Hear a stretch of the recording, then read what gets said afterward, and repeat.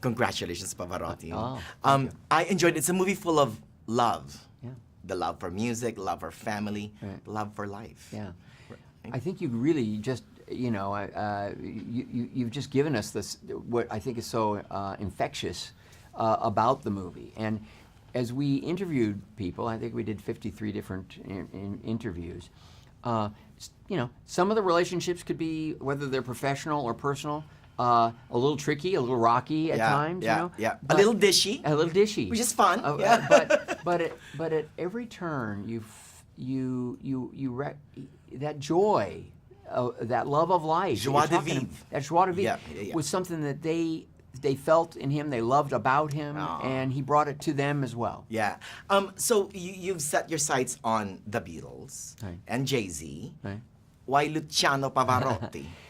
I think that with this Pavarotti story, you have a chance to really surprise people in a way, and it's very carefully researched and made so that if you're an opera lover, it respects that love and respects the art form and is authentic. Right.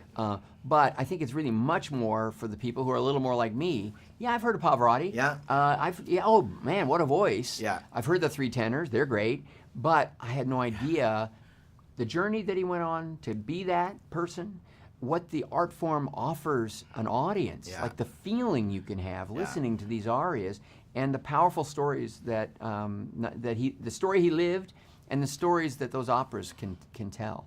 As a self-described non-opera fan, right? Like me, Right. what was your biggest finding about Pavarotti, about the art form?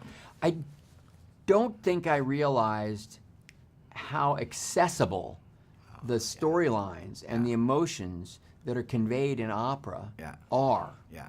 And when I started looking at the lyrics, and it's one of the reasons that we have the lyrics for these arias, because I began to realize, oh my, he's living these dramas at various times of his life, and he's such a great artist that we found performances of certain arias that are telling a particular story with a set of themes that actually align with him at certain points in his life. And suddenly I felt like, well, as a storyteller here, I can almost use this great music the way you might use pop songs or something to help reflect his life and almost make almost like a musical about Pavarotti, Right. using the arias. That thesis that you just said about living the music, that's exactly what Bono said Yes. in the film. Bono, it's a bit ageist, right? I mean, they're a bit ageist when they're telling him about, oh, he can't sing anymore, he's old. I mean, come on. Yeah. Right. Well, Bono, it's a gift to Pavarotti and his family, and a gift to all music lovers, his interview that he gave us for this movie. Yeah. Because he not only explains,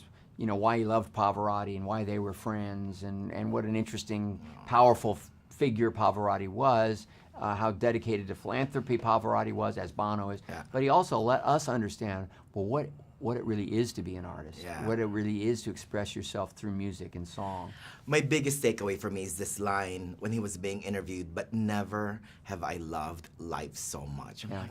And after he sings, he has this really nice bumpkin face, right? Yeah. But towards the end, when he was you feel the pain, and I love that. Well, again, opera is a medium, it's an art form that it's a popular art form. And it reaches us in ways that are very relatable. And I think the Pavarotti story, if there's a big surprise in it, it's how relatable it all is. Yes. His journry, the music, and he's a rock star. Well, he was. Yeah. But isn't that always interesting? Like, all of a sudden, the three tenors, they did it really just to support their friend Jose Carreras. Right. So Placido Domingo, The let's night get him back before on stage. football. Yeah, we're all together. Okay, sure, we'll do a benefit thing. Yeah.